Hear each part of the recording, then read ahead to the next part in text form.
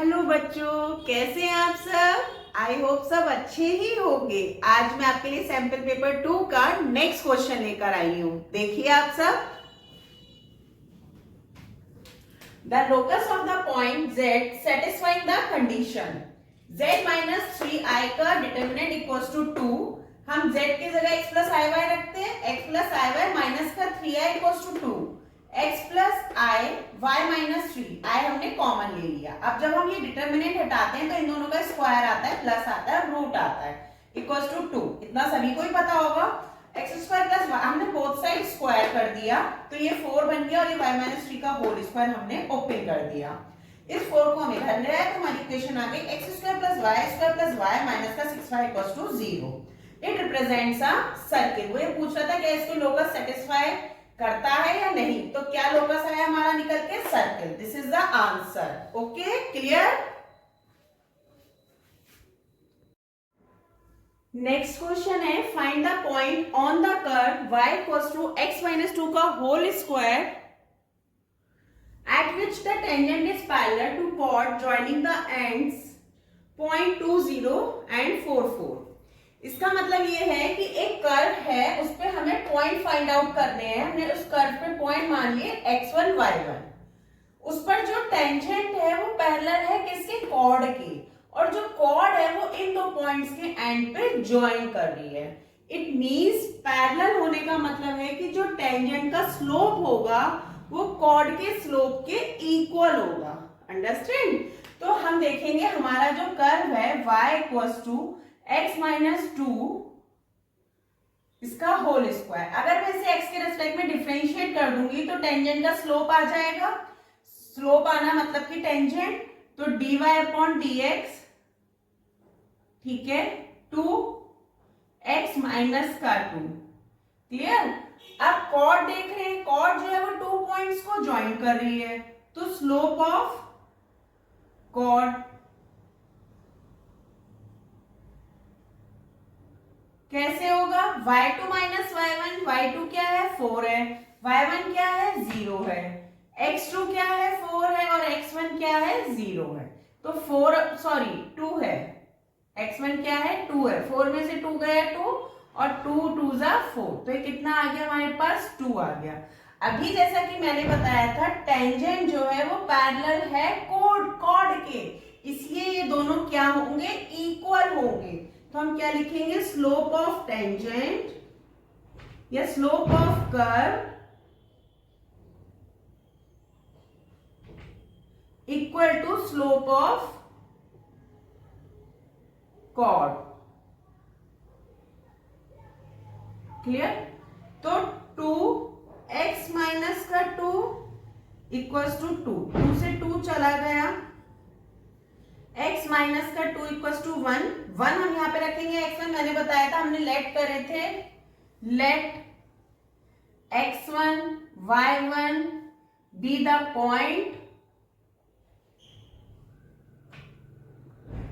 Point on the curve. ठीक है, तो अब हमने यहाँ पे x1 रख दिया, x1 इजिकल्स टू कितना आ गया? 3 आ गया हमारे पास। क्लियर हो रहा है सबको? अब कर्व क्या था हम पे? y equal to x minus 2 का होल स्क्वायर, तो वो भी y1 हो जाएगा, इस पॉइंट से होकर जाएगा वो कर्व। ठीक है, तो x माइनस 2 का होल स्क्वायर हो जाएगा। इट मीन्स 3 माइनस 2 का होल स्क्वायर, क्योंकि x1 की वैल्यू रख दी मैंने, इक्वल्स टू 1 का स्क्वायर, इट मीन्स 1। तो हमारा जो आंसर है वो क्या आ गया? x1 y1 जो पॉइंट है वो क्या आ गए हमारे? 3,1। यही हमारा आंसर होगा। उसने कर्व के ऊपर हमसे पॉइंट पूछे थे। अब हम नेक्स्ट क्वेश्चन देखते हैं। अब नेक्स्ट क्वेश्चन है, y equals to a plus bx bracket close e to the power minus का 2x। प्रूफ करना है d2y upon dx2 plus 4dy upon dx plus 4y equals to 0। हम देखेंगे इसको हम कैसे करेंगे। जैसा कि आप सब देख रहे हैं, हमें प्रूफ करना है dy upon dx। It means हमें x के रेस्पेक्ट में इसे डिफरेंशिएट करना पड़ेगा, तो dy अपॉन dx करेंगे। फर्स्ट फंक्शन हम ऐसे ही छोड़ देंगे a प्लस bx, और e to the power minus 2x का हम डिफरेंशिएशन करेंगे। तो e to the power x का एज इट इज आ जाएगा, लेकिन जब हम -2x का करेंगे तो एक -2 और आएगा। फिर हम प्लस लगाएंगे, e to the power -2x को एज इट इज रखेंगे, a का 0 हो जाएगा और इसका x के साथ b है ना, तो b आ जाएगा क्योंकि x का 1 हो जाएगा। ठीक है, अब हमें प्रूफ में दिख रहा है कि d2y अपॉन dx2, यानी कि हमें वन टाइम और डिफरेंशिएट करना होगा, लेकिन उससे पहले हम क्या करेंगे, हम इसको सॉल्व करेंगे। हमें दिखाई दे रहा है e to the power minus का 2x a प्लस bx और एक माइनस का 2 भी रह गया इधर, और e to the power minus का 2x एंड b। क्लियर?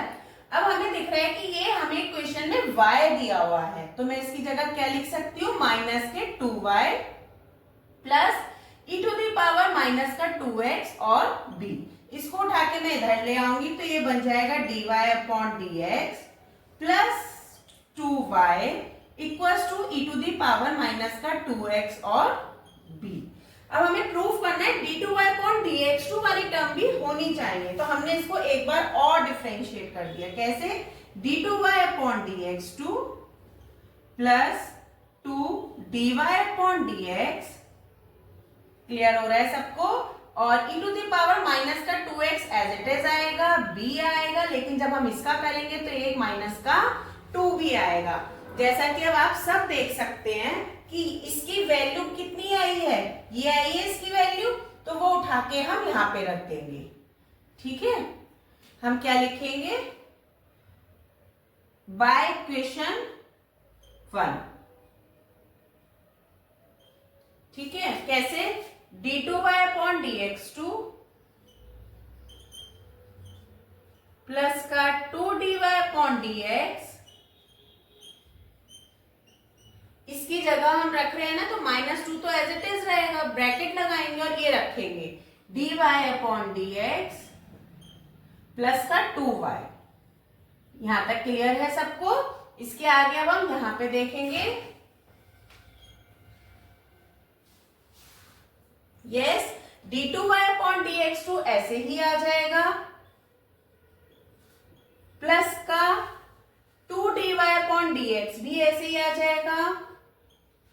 हम नेक्स्ट टर्म देखेंगे, माइनस का 2dy अपॉन dx, मतलब जो ये -2 है इसे मैं अंदर ले जा रही हूं, प्लस माइनस का 4y। क्लियर है? अब d2y upon dx2 as it is है ना, प्लस के 2dy अपॉन dx, इधर माइनस के ये इधर आके प्लस के हो जाएंगे, तो ये क्या बन गया, 4dy अपॉन dx, और ये भी इधर आके प्लस का बन जाएगा 4y इक्वल्स टू 0। आप देख सकते हैं हमें यही प्रूफ करना था। This is answer. ओके, ये हमारा क्वेश्चन प्रूफ हो गया। आई होप सभी को ये क्वेश्चन समझ में आया होगा। अब हम नेक्स्ट क्वेश्चन के साथ मिलते हैं। अब नेक्स्ट क्वेश्चन है, solve the equation differential equation 1 plus x का whole square dy upon dx plus 2xy equals to 4x square. ठीक है, तो देखो हम इसे कैसे करेंगे, dy अपॉन dx को हम एज इट इज रखेंगे, प्लस करेंगे 2x लेंगे, 1 प्लस एक्स स्क्वायर लेंगे और ये y लेंगे इक्वल्स टू 4 लेंगे, x स्क्वायर लेंगे और 1 प्लस एक्स का होल स्क्वायर लेंगे, ये होल स्क्वायर है। ठीक है, अब आप देखो ये आपको कुछ ऐसा नहीं लग रहा कि p प्लस वाई क्यू वाली फॉर्म बन गई है, dy अपॉन dx प्लस का py इक्वल्स टू q, कुछ इस तरीके की क्वेश्चन दिख रही है। तो p की वैल्यू क्या है हमारे पास, 2x अपॉन 1 प्लस एक्स का होल स्क्वायर। ठीक है, तो जो इंटीग्रेटिंग फैक्टर होता है वो क्या होता है, e to the power integration में p dx होता है, तो e टू द पावर में इंटीग्रेशन में 2x आएगा, 1 प्लस एक्स का होल स्क्वायर आएगा। एक मिनट, ये होल स्क्वायर नहीं है, ये एक्स स्क्वायर ही है, ये इसमें गलत है, ये एक्स स्क्वायर ही है ये। ठीक है, ऐसे है ये।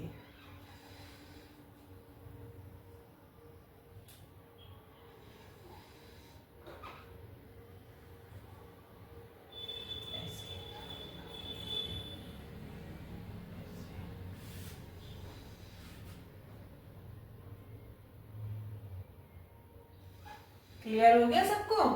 अब आप देखो 1 प्लस एक्स स्क्वायर को आप लेट कर लो, लेट 1 प्लस एक्स स्क्वायर को मान लिया t, ठीक है, तो 2x dx क्या बन गया, dt बन गया,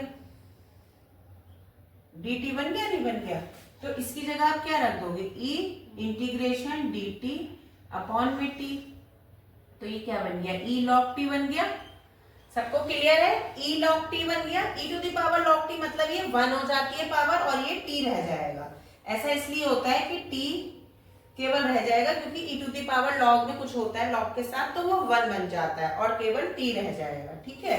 और t की वैल्यू क्या थी हमारी, 1 प्लस एक्स स्क्वायर थी, तो यानी कि इंटीग्रेटिंग फैक्टर हमारा क्या आ गया, 1 प्लस एक्स स्क्वायर आ गया। अब आप सबको पता है इसके बाद हम क्या करते हैं, इंटीग्रेटिंग फैक्टर लेते हैं, y लेते हैं इक्वल्स टू में q लेते हैं और इंटीग्रेटिंग फैक्टर इसके साथ और प्लस c लेते हैं इंटीग्रेशन में, ऐसे ही तो लेते हैं।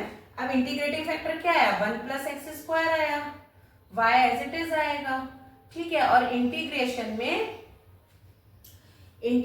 में q क्या है, q ये है 4x स्क्वायर अपॉन में 1 प्लस एक्स स्क्वायर, सबको क्लियर है। और आयस क्या आया हमारा, 1 प्लस एक्स स्क्वायर आया है, क्लियर, प्लस c, तो ये इससे कट गया। और 4x को आप क्या लिख सकते हो, 4x क्यूब लिख सकते हो, अपॉन में 3 लिख सकते हो, प्लस c लिख सकते हो, 1 प्लस एक्स स्क्वायर y, और यही हमारी डिफरेंशियल इक्वेशन का आंसर है। आई थिंक सबको समझ में आया होगा, सबको क्लियर है बिल्कुल। अब हम एक नेक्स्ट क्वेश्चन के साथ मिलते हैं।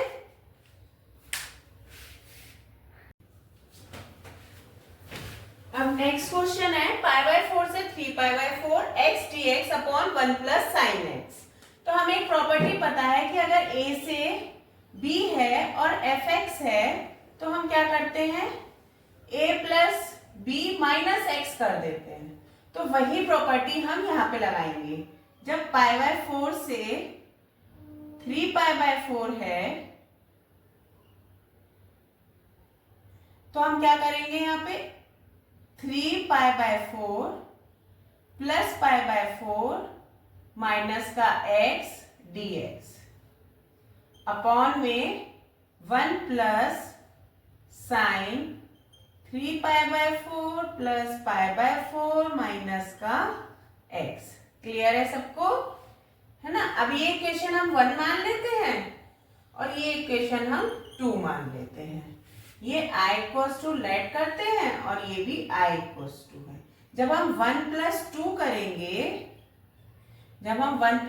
करेंगे तो हमें क्या मिलेगा, 2i मिलेगा, प्लस मिलेगा वो π/4 से 3π/4 होगा और ये एज इट इज आएगा x ds अपॉन में 1 प्लस साइन x आएगा, प्लस आएगा π/4 से 3π/4 आएगा, ठीक है। π/4 से 3π/4 आएगा और ये देखो 1 बन जाएगा, 4π बन गया आएगा ना, 4 में से 4 कट जाएगा, देखो ऐसे 4π/4 माइनस का x dx अपॉन में 1 प्लस साइन 4π/4 माइनस x, या ये 4 से 4 कट जाएगा तो कितना बचा, पाई माइनस एक्स बना। जब हम इन दोनों को जोड़ेंगे तो हमसे क्या बचेगा, और पाई माइनस साइन में x क्या होता है, साइन x ही होता है, sine pi minus x equal to कितना होता है, साइन x ही होता है। क्लियर है, पाई में से कुछ भी माइनस करो चेंज नहीं होता है, तो ये वही बन जाएगा। तो अब क्या आ जाएगा हमारे पास, आ जाएगा π/4 से 3π/4 x plus pi minus x upon में 1 प्लस साइन एक्स। क्लियर है सबको, x से x कट जाएगा तो हम पे क्या आ गया। इसके बाद हम यहां पे देखेंगे क्या आएगा हमारे पास, π/4 से 3π/4 pi upon 1 plus sine x. अब हम इसे सॉल्व करने के लिए क्या करेंगे, कॉन्जुगेट लेंगे। समझ रहे हो आप सब, क्या लेंगे, कॉन्जुगेट। 1 माइनस साइन एक्स से ऊपर नीचे मल्टीप्लाई कराएंगे, 1 माइनस साइन एक्स। क्लियर, अब ये क्या बन जाएगा, π/4 से 3π/4 पाई को बाहर ले लो, 1 माइनस साइन एक्स और अपॉन में क्या बन गया 1 minus sine square x, a minus b और a प्लस बी वाले फॉर्मूले से। पाई एज इट इज आ जाएगा, पाई बाय 4 से 3 पाई बाय 4 आ जाएगा, 1 minus sine x as it is आ जाएगा और 1 minus cos square sine square x क्या बन जाएगा कॉस स्क्वायर एक्स बन जाएगा। 1 माइनस साइन स्क्वायर एक्स क्या बन जाएगा कॉस स्क्वायर एक्स, क्योंकि cos square x plus sine square x is equals to 1 के होता है। क्लियर है। अब pi by 4, 3 pi by 4, 1 upon cos square x कितना हो जाएगा सेक स्क्वायर एक्स हो जाएगा। Clear. Minus sine x upon cos x क्या होगा tan एक्स होगा और 1 अपॉन कॉस एक्स क्या होगा सेक एक्स होगा। यहां तक क्लियर है। अब हम इसका क्या करेंगे इंटीग्रेशन करेंगे। ठीक है, अब हम देखते हैं, यहाँ पे हम इरेज कर लेते हैं।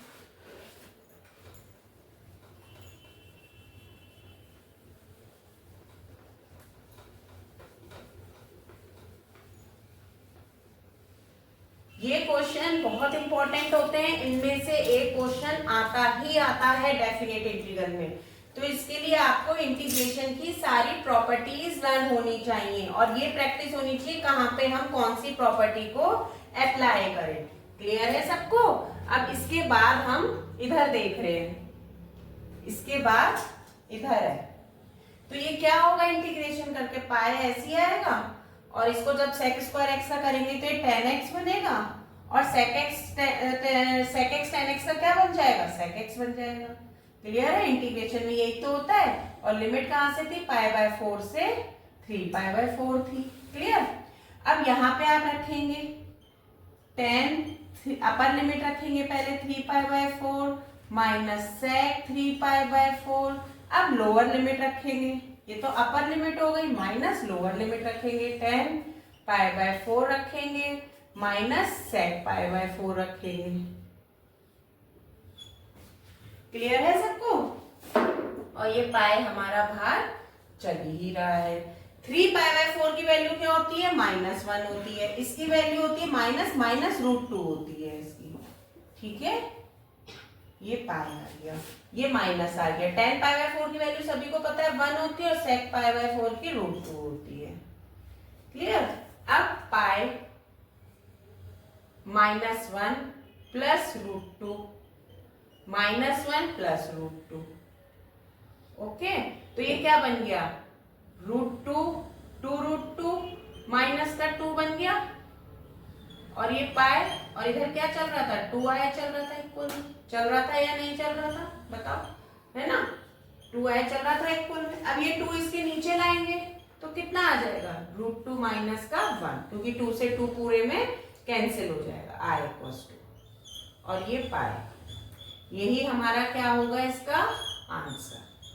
आई थिंक सबको समझ में आया होगा। ये मैं आशा करती हूँ सबको बहुत अच्छे से समझ में आया होगा। प्लीज इसके क्वेश्चन जरूर तैयार करिएगा, बोर्ड में क्वेश्चन जरूर मिलता है और ये स्कोरिंग होता है क्योंकि इजी है। डायरेक्ट आप प्रॉपर्टी लगाएंगे, डायरेक्ट सिंपल इंटीग्रेशन हो गया फिर। Okay then, thank you, bye, कल मिलते हैं हम सब।